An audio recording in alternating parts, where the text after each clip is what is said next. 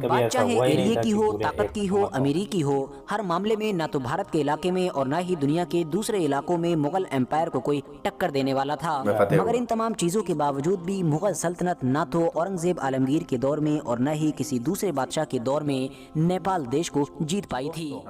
मुगल साम्राज्य के बारे में हर भारतवासी जानता है। मुगल साम्राज्य एक ऐसा साम्राज्य था जिसने अखंड भारत पे राज किया था, पूरे अखंड भारत पर। लेकिन एक ऐसी छोटी सी जगह उसी अखंड भारत में बच गई थी जिसको मुगल जो थे कभी उसको जीत नहीं पाए।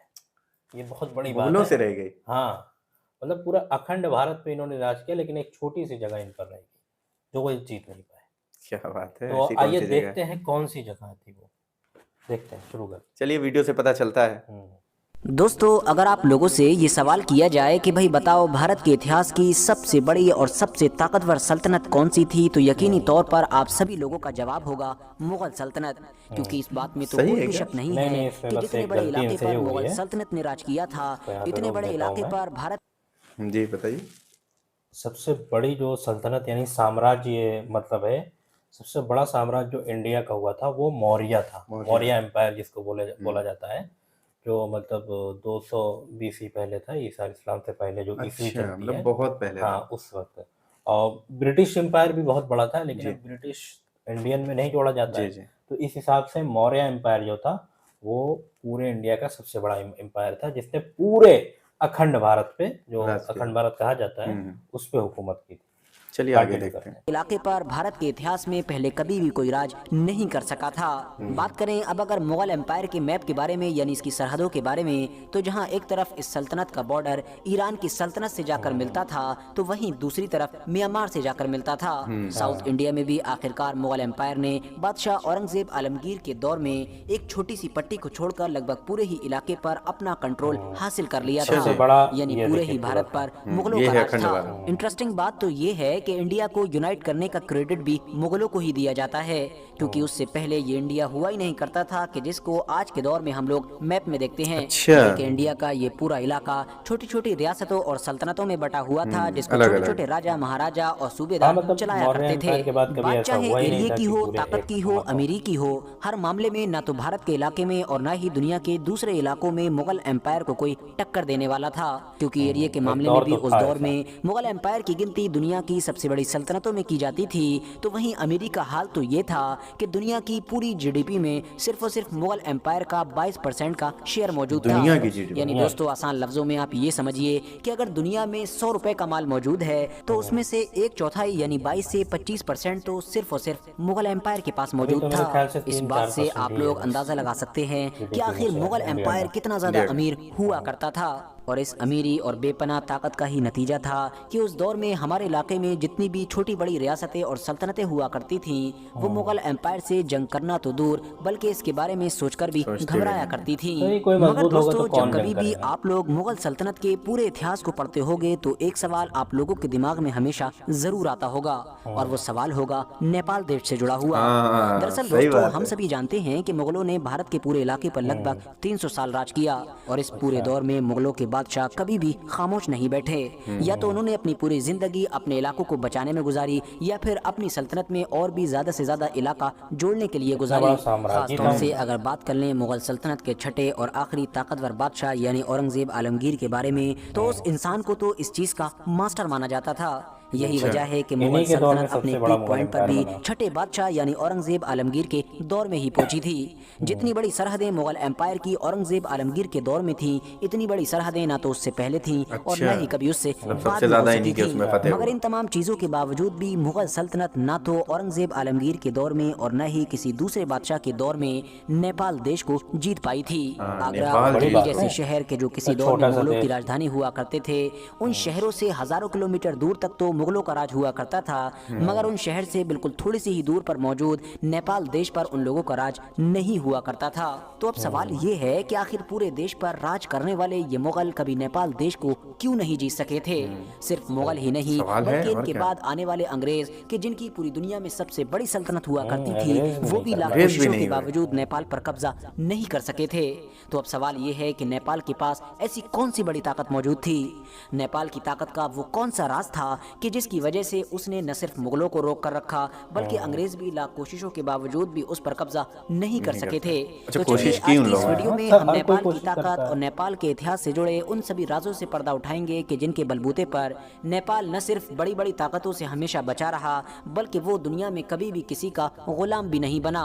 तो सबसे अच्छा, पहले तो मैं कभी आप गुलाम लोगों ही को नहीं ये बना। बता दूं कि दरअसल ये कहना कि मुगल कभी नेपाल देश को नहीं जीत सके ये दरअसल इतिहास के साथ नाइंसाफी होगी, क्योंकि अच्छा। मुगलों ने तो कभी नेपाल पर कब्जा करने की यानी नेपाल को जीतने की कोशिश की ही नहीं थी। और मुगलों के ऐसा करने के पीछे बहुत सारी वजह थी और उसमें से सबसे पहली वजह नेपाल की लोकेशन थी।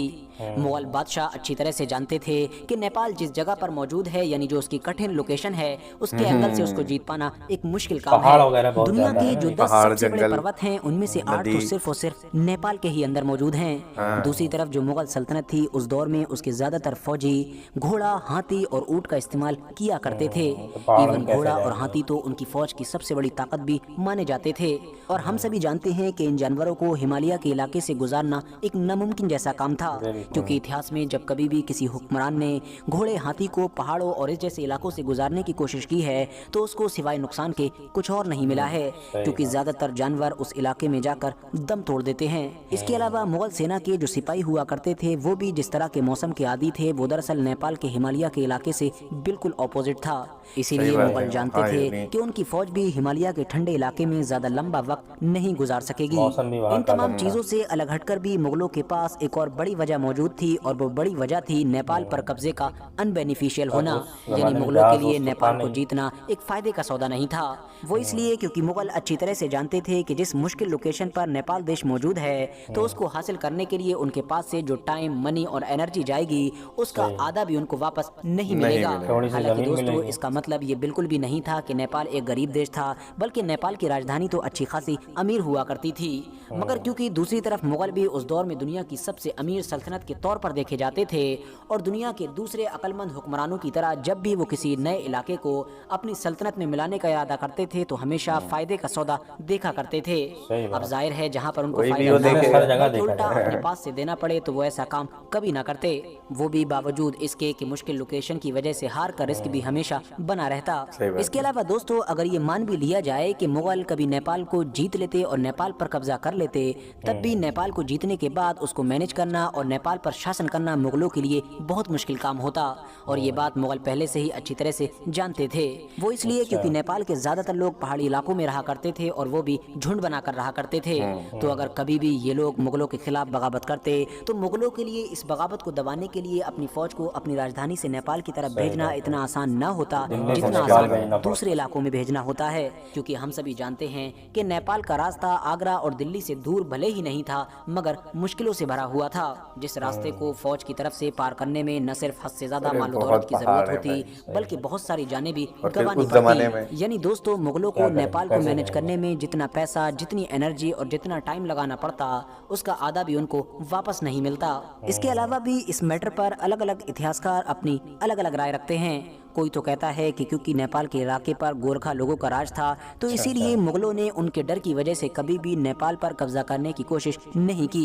वहीं दूसरी तरफ कुछ लोगों का ये मानना है कि पूरे भारत पर राज करने वाले मुगलों के बारे में ये कहना कि वो गोरखा लोगों से डरा करते थे ये सिवाय एक मजाक के कुछ नहीं हो सकता है। ये भी सही बल्कि है। नेपाल बात के है। पास तो कोई ऐसा साधन या फिर कोई ऐसी कीमती चीज मौजूद ही नहीं थी कि जिसकी वजह से मुगल कभी भी नेपाल के इलाके पर राज करने के बारे में सोचते भी। बात करें अब अगर ब्रिटिश एम्पायर की यानी अंग्रेजों की तो हाँ, अंग्रेजों ने नेपाल पर कब्जा करने की भरपूर कोशिश की थी। इन दोनों के बीच तो 1814 से लेकर 1816 के बीच एक जंग भी लड़ी गई थी, जिस जंग को आमतौर पर हम लोग एंग्लो नेपालीज वॉर के नाम से जानते हैं। इस जंग में आखिर में जाकर ब्रिटिश एम्पायर की जीत हो गई थी और उस जीत की वजह से अंग्रेजों के कब्जे में नेपाल का कुछ हिस्सा भी आ गया था। मगर उस छोटे से हिस्से के अलावा अंग्रेजों ने भी बाद में बचे हुए नेपाल के किसी भी इलाके पर कब्जा करने की कोशिश नहीं की थी और इस तरह से हो गया नेपाल होगा। इतिहास में हमेशा अपने पास में मौजूद बड़ी बड़ी ताकतों से बचा रहा था। तो ये वजह थी कि आज तक कोई नेपाल पर कब्जा नहीं कर पाया। पहाड़ बहुत ज्यादा है जी। तो अब घोड़े, हाथी कैसे ले जाएगा आदमी? सारी इतना बातें पहाड़ मालूम से- नहीं थी मुझे, इस वीडियो से हाँ पता सही चला। बात है, पहाड़ से नीचे गिर गए तो चले गए, क्या करेगा? सही बात है। मगर इस मामले में मुगल बड़े समझदार निकले, कुछ मिलना है नहीं। तो जितनी एनर्जी वहां खर्च करेंगे उससे 3 गुना 4 गुना जी। हम इधर कब्जा कर लेंगे, कब्जा कर क्या लेंगे। जरूरत उधर जाने की? सही सही बात बात है। वैसे एक बात है, हम लोग बचपन से यह सुनते आ रहे हैं जी। कि दुनिया में हर देश गुलाम बन चुका है, हाँ, लेकिन नेपाल नेपाल नहीं हुआ। नेपाल नहीं, बचपन से सुनते आ रहे इसकी हैं। सबसे बड़ी वजह यही थी, क्योंकि उस या वक़्त जहाज़ तो था नहीं हुँ, कि भाई ऊपर से आए, हमला किया और कब्ज़ा कर लिया। बिल्कुल, बिल्कुल। खुद जाना है, पैदल जाना है, तो आदमी कैसे कब्ज़ा करता नेपाल पे? बिल्कुल सही तो बात ये है। वजह थी। तो दोस्तों, आपका क्या कहना है इसके बारे में? कमेंट बॉक्स में आप ज़रूर बताएँ और इस तरीके की वीडियो पाने के लिए चैनल को सब्सक्राइब ज़रूर करें।